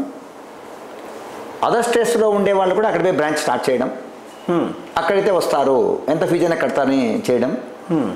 వీళ్ళు అక్కడికి వెళ్ళి అక్కడ సరైన ఫెసిలిటీస్ రాకపోవడం, హాస్టల్ కంజెస్టెడ్గా ఉండడం, తర్వాత పక్కనే రూమ్ తీసుకొని ఆ ఫుడ్ సూట్ కాకపోవడం, ఇవన్నీ కారణాలు. ఇంతకుముందు చెప్పంటే ఇయర్ ఎండింగ్కి వచ్చిన తర్వాత నేను వచ్చాను, చాలా ఖర్చు పెట్టాను, మా నాన్న చాలా ఫీజు కట్టాడు, ఇక్కడ 4-5 లక్షలు ఫీజు కట్టాడు, నేను ఏం చదవలేకపోతున్నానని స్ట్రెస్ డెవలప్ అవుతుంది. కాబట్టి ఇవన్నీ జరుగుతూ ఉన్నాయి. అంటే చుట్టూ ఉండే కండిషన్స్ ఎప్పుడు కూడా ఫ్రీ మైండ్తో వాడు ఆలోచించే వీలుగా ఉండాలి. ఫర్ ఎగ్జాంపుల్ లిఫ్ట్లో మీరు ఇరుక్కుపోయినారు, తెలుసు లిఫ్ట్లో ఇరుక్కపోతే ఏమీ కాదని, ఏమీ కాదు, వస్తే పవర్ వస్తుంది లేదా లిఫ్ట్ ఆన్ అవుతుంది, ఏం కాదు, పైన వెంటిలేటర్ ఉంటుంది, గాలి వస్తుంటుంది. లిఫ్ట్లో ఇరుక్కుపోయి చనిపోయిన వాళ్ళు ఎవరు లేరు, ఎవరు చనిపోరు తెలుసు, బాగా పేపర్లు తెలుసు. కానీ లిఫ్ట్ అయినా ఎప్పుడైతే ఆగిపోతుందో తెలియకుండా మాకు చెమటలు పట్టిపోతాయి. అంటే కండిషన్స్ అట్లా ఉన్నప్పుడు ప్యానిక్ అయిపోతారు వీళ్ళు. ఆ ప్యానిక్ కాకుండా ఉండడం కోసం మనం కండిషన్స్ ప్రొవైడ్ చేయగలిగితే పేరెంట్స్ ఇవి పూర్తిగా అవాయిడ్ చేయొచ్చు. అంతకు మించి రవి అబ్జర్వేషన్. ఈరోజు మన అబ్బాయి కాలేజీకి వెళ్ళేటప్పుడు ఎలా ఉన్నాడు, వచ్చేటప్పుడు ఎలా ఉన్నాడు, వీడి ఫ్రెండ్స్ ఎలా ఉన్నారు, ఎలాంటి వాళ్ళతో ఫ్రెండ్షిప్ చేస్తున్నాడు, ఇవన్నీ మీరు చూడగలగాలి. కొంత అఫ్లుయెంట్ సొసైటీ నుంచి వస్తారు, డబ్బులు బాగుంటాయి, 10th క్లాస్ వరకు మామూలుగా ఉంటాడు వాడు. ఇంటర్మీడియట్ ఏమంటే డాడీ నాకు బైక్ కావాలంటాడు. వీళ్ళ దగ్గర బాగా డబ్బులు ఉన్నాయి కాబట్టి వెంటనే ఏం చేస్తాడంటే ఒక బైక్ కొనిస్తాడు. బైక్ కొన్న వెంటనే వానికి అవసరం లేకున్నా, వీటితో సంబంధం లేకున్నా ఎవరో ఇద్దరు ఫ్రెండ్స్ తయారవుతారు. కారణం వెనక కూర్చోవచ్చు, వీడేం తొక్కేది కష్టపడాల్సిన పనిలే కదా, పెట్రోల్ పోస్తే దాన్ని యాక్సిడెంట్ తిరగడం మొదలవుతుంది. బైక్ కొన్న వెంటనే టైం ఎక్కువ వేస్ట్ అవుతుంది. వెనక్కి కూర్చుండేటువంటి ఫ్రెండ్ పని ఉన్నా వీడు బైక్ తీసుకుపోవాలా, వీని పని ఉన్నా వెళ్ళాలా, కాలేజీ వరకే మాత్రం బైక్, మళ్ళీ వచ్చి ఇంట్లో పెట్టి చదువుకోవాలా అని చెప్పినా కూడా వాళ్ళు వినరు. ఇంకా ఆ ఏజ్లో స్పీడ్ రైడింగ్ ఉండడం, ఏవో కొత్త రకాల ఫీట్స్ చేయడం, ఇవన్నీ చేయడం వల్ల పిల్లల్లో ఒక రకమైనది. దాన్ని కట్ చేయడానికి పేరెంట్స్ మరి ఏదో నువ్వు బైక్ తీసుకోవడానికి వీలు లేదా, వాడిని ఎక్కించుకోవడానికి వీలు లేదంటే పేరెంట్ పైనే వీళ్ళు రివర్స్ కావడమో లేదా ఇంకేదన్నా ఇంటి నుంచి వెళ్ళిపోవడమో జరుగుతాము. సెల్ ఫోన్ తీయించలేదు, నేను చెప్పిన మోడల్లో సెల్ ఫోన్ ఇవ్వలేదు అని ఇంటికి వెళ్లకుండా బయట తిరిగే పిల్లలు కూడా కొందరు ఉన్నారు. అవును సార్, అవేం జరుగుతున్నాయి. అందుకనే పిల్లలకి పేరెంట్స్కి ఏం చెప్తాను, మీ ఇంటి నుంచి మా కాలేజ్ 3 కిలోమీటర్ దూరం ఉందనుకోండి, మీరు వచ్చి డ్రాప్ చేయండి.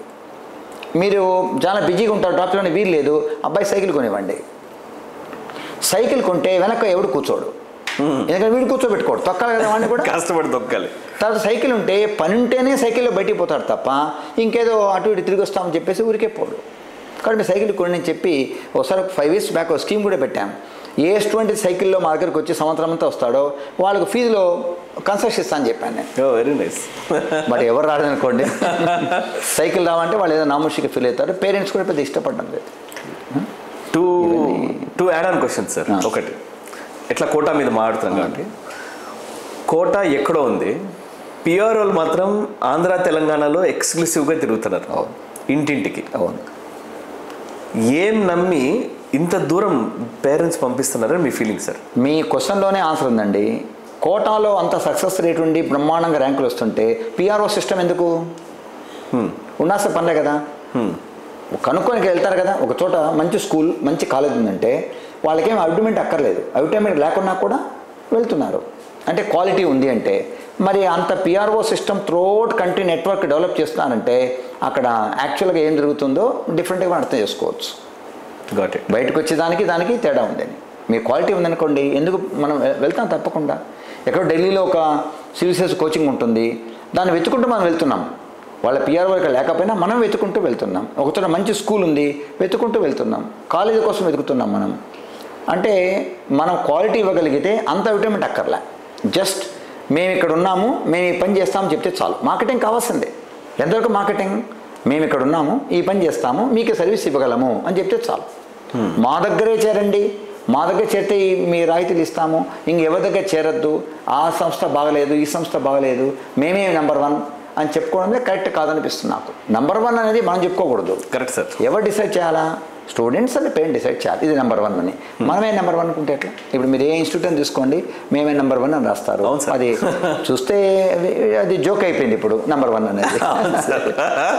యాడ్లు వస్తేనే జనాలు అవును అదొక అదేమంటారు, ఒరే నాయన ఈ యాడ్ వచ్చింది ఏదైనా స్వామి అనేది ఉంటుంది. రిజల్ట్స్ డిక్లేర్ చేసినప్పుడు టీవీ లేకపోతే మేలు, టీవీ కట్ చేస్తే మేలు అనుకుంటున్నారు. ఛానల్ కూడా మార్చేస్తున్నారు సార్. యాడ్ వచ్చిందంటే వాళ్ళంతా వేరేది ఏదో ప్రైమ్ టీవీకో నెట్ఫ్లిక్స్ నాకు వెళ్ళిపోతున్నారు, అక్కడ యాడ్స్ ఉండవు కాబట్టి దానికి వెళ్ళిపోతున్నారు ఆ 2 రోజులు. నెక్స్ట్ ఇంకోటి సార్, ఇప్పుడున్న కాలేజెస్లో మీరు అన్నారు ఇంతకుముందు పాయింట్, డివిజన్ ఆఫ్ పీపుల్. అంటే వీడు సూపర్ స్టూడెంట్స్, వీళ్ళు సే ఆల్ఫా బీటా గామా అనేది డివైడ్ చేస్తారు వాళ్ళు, మిగతా వాళ్ళు సపరేట్ డివైడ్ చేస్తారు. వీళ్ళకి ర్యాంకులు వస్తాయి కాబట్టి వీళ్ళకి డిఫరెంట్గా చెప్పడం, వీళ్ళకి ర్యాంకులు రావు కాబట్టి వాళ్ళకి డిఫరెంట్గా చెప్పడం. ఈ సెగ్రిగేషన్ అనేది ఏంది యాక్చువల్గా? అంటే ఆ ఎకో సిస్టమ్ అనేది ఎలా బిల్డ్ అయింది, ఎందుకు బిల్డ్ చేశారు? అంటే ర్యాంకుల కోసమే ఈ బ్యాచ్ని పెట్టుకుంటున్నారు. అంటే ర్యాంకుల వెంట పరిగెత్తేంత కాలము ఆ విధంగా సెగ్రిగేట్ చేయక తప్పదు. ఆ ర్యాంకుల వెంట పరిగెత్తడం అనేది స్టూడెంట్కి తగ్గాలి, పేరెంట్కి తగ్గాలి, ఇన్స్టిట్యూట్కి తగ్గాలి. అంటే student, parent, institute head, institute lecturers అందరూ కూడా ఒక ట్రయాంగిల్ కోఆర్డినేషన్ ఉంటే అది పోతుంది. ఇప్పుడు క్లాస్లో ఇంతమంది అనుకున్నట్టు హెటరోజెన్స్ గ్రూప్ ఉంటుంది, వానికి ఐఐటి అడ్వాన్స్ అంటే ఆ లెవెల్లో పాఠం చెప్పేటప్పుడు కొందరు క్యాచ్ చేయలేరు కాబట్టి వీళ్ళని తీసి పక్కన కూర్చోబెట్టి ఎక్కువ వర్క్ చేస్తాము, వీళ్ళు బాగా హార్డ్ వర్క్ చేస్తారు, వాళ్ళంత హార్డ్ వర్క్ చేయరు కాబట్టి సెగ్రిగేట్ చేస్తే మరి రిజల్ట్స్ బాగుంటుందని ఒక ప్రయత్నం జరుగుతూ ఉంది. రెండోది ఏమంటే ఈ బ్యాచ్ 30 మంది తీసుకున్నాము, 30 మందికి ర్యాంక్ వచ్చాయి అని అనిపించుకోవడం కోసం ఒకటి జరుగుతూ ఉంది. ఇవన్నీ అవాయిడ్ చేయాలంటే there must be perfect understanding and coordination between teacher, student and parent. మా వానికి ర్యాంక్ రావాల్సిన పని లేదు సార్, మామూలుగా ఉన్న చాలు, మంచి చదువు నేర్పించండి, ఫండమెంటల్స్ బాగా చెప్పండి అని చెప్తే చాలు. మరి అదర్ కంట్రీస్ కూడా ఎడ్యుకేషన్ సిస్టమ్ బాగుంది కదా, ఇండియాకు రాని నోబెల్ ప్రైజ్ చాలా వరకు యూఎస్లో వస్తున్నాయి కదా, అవును సార్, ఆస్ట్రేలియా వస్తున్నాయి కదా, ఫిన్లాండ్ ఎడ్యుకేషన్లో వస్తున్నాయి కదా, మరి వాళ్ళకేమి ఈ సిస్టమ్ ఏం లేదే, ఎందుకు సక్సెస్ అవుతున్నారు? మరి ఇంటర్మీడియట్లో వాడు బాగా చదివి మీరు సపరేట్ బ్యాచ్ చేసి వాడి టాప్ ర్యాంక్ క్రియేట్ చేసినా కూడా వాడు ఐఐటీలో సక్సెస్ అవుతున్నాడా, ఎంబీబీఎస్లో సక్సెస్ అవుతున్నాడా? చూడండి ఎంత మాత్రం ఉంటుందో. తర్వాత టాప్ ర్యాంక్ రాకుండా నార్మల్ ర్యాంక్ వచ్చిన అమ్మాయి కానీ అబ్బాయి కానీ అక్కడ పెట్టి షైన్ అవుతున్నారు. ఈరోజు మీ వరల్డ్ లెవెల్లో ఉండేటువంటి పెద్ద మల్టీనేషనల్ కంపెనీస్ తీసుకొని సీఈఓస్ తీసుకోండి, వాళ్ళందరూ టాప్ ర్యాంకర్స్ ఏం కాదు, నార్మల్ స్టూడెంట్స్ కూడా ఉంటారు, బ్యాక్ బెంచ్ స్టూడెంట్స్ ఉంటారు. ఎబిలిటీ అనేది ప్రతి ఒక్కరికి ఉంటుంది, దాన్ని ఏ విధంగా యూజ్ చేసుకోవడమో దాన్ని బట్టి ఉంటుంది తప్ప rank will not be A measure for the capacity of this individual. నేనైతే ర్యాంక్ స్టూడెంట్ కాదు, నేను బ్యాక్ బెంచర్ సార్. డే 1 నుంచి మా అమ్మ జీవిత కళ ఏంటంటే మా వాడు బుక్ తీసి చదివితే చాలు అనేది మా అమ్మ కళ. ఇప్పుడు మీరు కంట్రీస్లో మన కంట్రీ ఏ కంట్రీని తీసుకోండి, దాంట్లో ఉండేటువంటి rule makers, rule designers, prime minister కానీ ప్రెసిడెంట్ కానీ మినిస్టర్స్ కానీ వాళ్ళంతా ర్యాంకర్సా? కాదు కదా. మరి వాళ్ళు చదువుకున్నారు, చుట్టూ ఉండే సొసైటీని అర్థం చేసుకున్నారు, వాళ్ళు ఆలోచించగలుగుతున్నారు, వాళ్ళు ర్యాంకర్స్ కాదు. మరి ర్యాంకర్స్ కాని వాళ్ళే రూల్స్ ఫ్రేమ్ చేస్తున్నారు. టాప్ ర్యాంకర్ ఉన్న ఐఏఎస్ ఆఫీసర్ ఆయన చెప్పింది వింటున్నాడు. మరి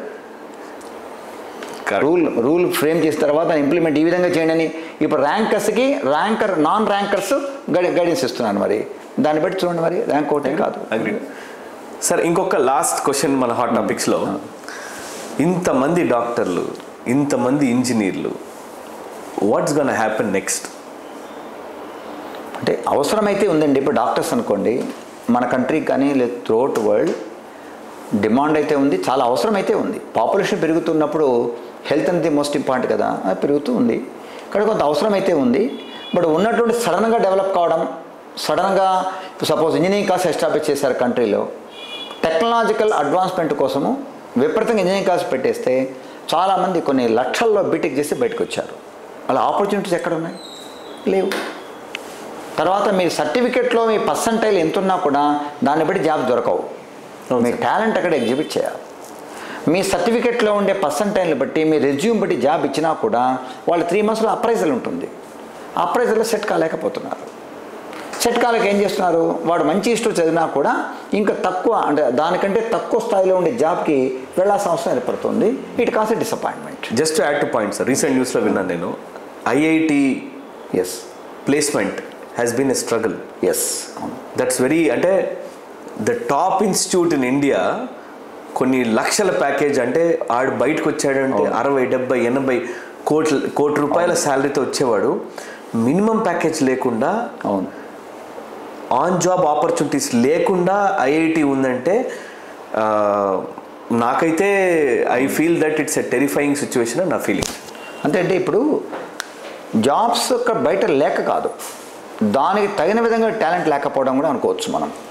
ఇంతమంది మీరు చెప్పింది న్యూస్ వచ్చింది బాంబే ఐఐటి గురించే. అవును సార్, నెంబర్ 1 పొజిషన్లో ఉంది. ఇంతమంది 100% ప్లేస్మెంట్ ఉండేది, ఇప్పుడు 40%, 60% ప్లేస్మెంట్ ఉంది, 40% జాబ్స్ లేవు అని. ఎస్, అంటే వాళ్ళకు పోతున్నారు, మిషన్ లాగా నేర్చుకుంటున్నారు, ఎగ్జామ్ రాస్తున్నారు తప్ప ప్రాక్టికల్ నాలెడ్జ్ సరిగ్గా లేదు. ఇప్పుడు ఉన్నటువంటి కాంటెంపరీ సొసైటీలో ఏ రిక్వైర్మెంట్ ఉందో దానికి తగినట్టు వాళ్ళు నేర్చుకోవడం లేదు. ఆ నాలెడ్జ్ లేకపోవడం వల్ల కూడా కారణం ఏంటుంది.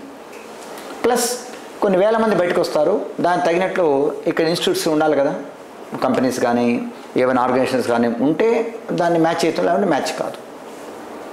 One of the reasons is population explosion.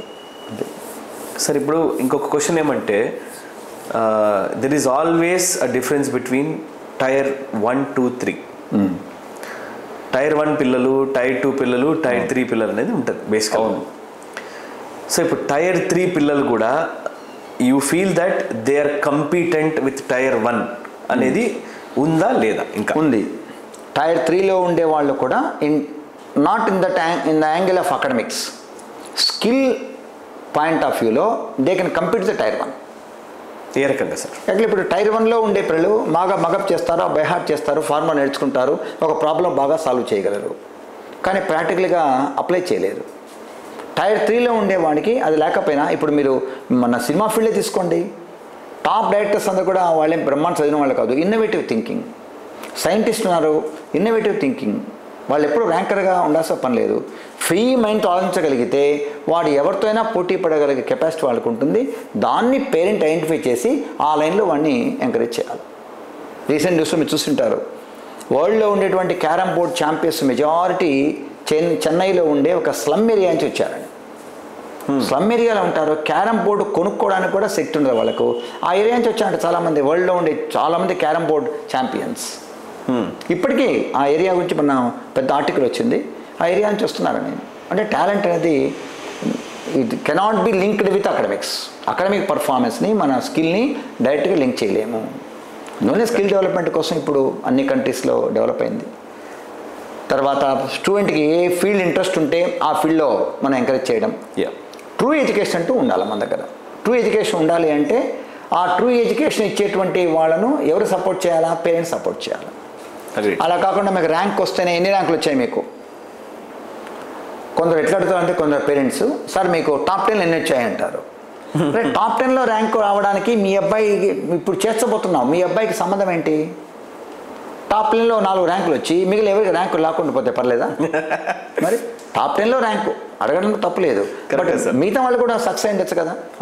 ఇప్పుడు మా దగ్గర ఒక 5 years బ్యాక్ ఒక అబ్బాయి చదివాడు. వాడు నార్మల్ చిన్న స్కూల్ నుంచి, తెలుగు నుంచి మా దగ్గరికి వచ్చాడు, మా దగ్గర చేరాడు. ఫైనాన్షియల్గా ఏదో ఇబ్బందులు ఉంటే మేము కూడా, సంస్థ కూడా హెల్ప్ చేసింది. ఎంసెట్లో సీట్ వచ్చింది, జేఎన్టీలు చదివాడు. నార్మల్ అంటే ఐఐటి కాదు, ఎన్ఐటి కాదు, జేఎన్టీలు చదివాడు. గేట్లో top rank, GATE exam top ranker అయినాడు. అంటే ఎన్ఐటీలో ఐఐటీలు చేరిన వాళ్ళకంటే కూడా వాళ్ళ టాప్ ర్యాంక్ ఎందుకు వచ్చింది? చేరిన తర్వాత రియలైజేషన్ వచ్చింది, ఇన్నోవేటివ్గా థింక్ చేసే కెపాసిటీ వచ్చింది, వాళ్ళ ఇన్హెరెంట్ కెపాసిటీ ఉందని కదా అర్థం. రూరల్ ఏరియా నుంచి వచ్చాడు కాబట్టి సరిగ్గా గైడెన్స్ లేకపోవడం వల్ల, ఫ్యామిలీ బ్యాక్గ్రౌండ్ వల్ల వాడు అవన్నీ కూడా హిడెన్ కెపాసిటీ అట్లే ఉన్నాయి మన దగ్గర, అవి ఇప్పుడు ఎక్స్ప్లోర్ అయినాయి. కాబట్టి ఏదో రిలీజియన్ నుంచి వచ్చాడు, వాడు సరిగ్గా చదవలేదు, తెలుగు మీడియం అని చెప్పి మనం నెగ్లెక్ట్ చేయడానికి వీల్లేదు. టాలెంట్ అనేది ఉంటే ఎప్పుడైనా వాడు పికప్ చేస్తాడు. Final question sir, what is your say to especially parents then students? ఎందుకంటే పేరెంట్స్ అంతా ఒకటే నా రిక్వెస్ట్ అనుకోండి, సలహా అనుకోండి, మీ అబ్బాయి లేదా మీ అమ్మాయిలో ఉండి కెపాసిటీ ఏంటో ముందు అసెస్ చేయండి. ర్యాంకుల వెంట పరిగెత్తద్దండి. మీ కెపాసిటీని బట్టి, మీ అబ్బాయి కెపాసిటీని బట్టి మీరు వాళ్ళకి గైడెన్స్ ఇవ్వండి. ప్రాపర్ ప్లేస్ తీసుకోండి. మీరు వాళ్ళకి ఏం అవసరమో అది ఇవ్వగలగాలి. ఒక చిన్న చేప ఉందనుకోండి, చిన్న సిమిలి, ఆ చేప బయటపడింది, నీళ్ళ నుంచి బయటకు వచ్చింది, కొట్టుకుంటూ ఉంది. మీరు తీసుకుపోయి దాన్ని ఏం చేయాలా? ఇట్లా ఒక రూమ్లోకి తీసుకెళ్ళి ఏసీ ఆన్ చేసి డన్లప్ బెడ్ వేసి దానిపైన వేసి మంచి పర్ఫ్యూమ్ కొడితే బతుకుతుంది అది? బతకదు. ఎక్కడే బతుకుతుంది? నేను తీసుకుని మురికి కాలువలో వేయండి, నీళ్ళని మురికి కాలువలో వేయండి, వాసన వస్తుంది, కాలువ వేయండి, హ్యాపీగా ఉంటుంది.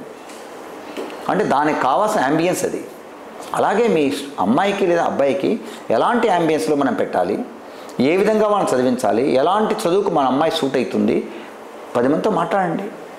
మీ అమ్మాయి 10th చదివి ఉంటుంది, 10th క్లాస్లో మ్యాథమెటిక్స్, ఫిజిక్స్, కెమిస్ట్రీ చెప్పిన టీచర్స్ ఉంటారు. వాళ్ళతో మాట్లాడి, సార్ మా అమ్మాయి మ్యాథమెటిక్స్ స్టాండర్డ్ ఏంటి, పీస్ఫుల్ ఏ విధంగా ఉంది, మా అమ్మాయి సైన్స్ సూట్ అవుతుందా లేదా, వాళ్ళ సలహా తీసుకోండి. మాట్లాడి అమ్మాయితో కూడా ఆ అమ్మాయి ఇంట్రెస్ట్ ఏది, అబ్బాయి ఇంట్రెస్ట్ కనుక్కొని ఆ విధంగా ఎంకరేజ్ చేస్తే స్టూడెంట్స్ బాగుంటారు, పేరెంట్స్ హ్యాపీగా ఉంటారు, వాళ్ళ లైఫ్లో బాగా సెటిల్ అయిపోతారు.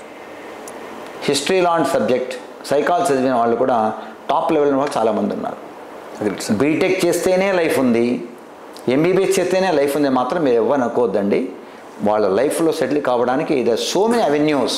ఆ అవెన్యూస్ అన్నీ మీరు జాగ్రత్తగా చేసి వాళ్ళని గ్రూమ్ చేసుకుంటూ you show some love and affection towards them. ఆ అబ్బాయికి వచ్చే మార్కులను ప్రేమించడం కాదు, మీ కొడుకుని ప్రేమించండి, మీ కూతురుని ప్రేమించండి, ఆటోమేటిక్గా మార్కులు అవే వస్తాయి. మార్కులు, ర్యాంకులు మాత్రమే లైఫ్లో సుఖంగా వస్తాయని అనుకోద్దండి. మంచి మార్కులు, మంచి ర్యాంకు, మంచి ఉద్యోగం వస్తే వాళ్ళకు సుఖం ఉండొచ్చు, ఆనందం ఉండకపోవచ్చు.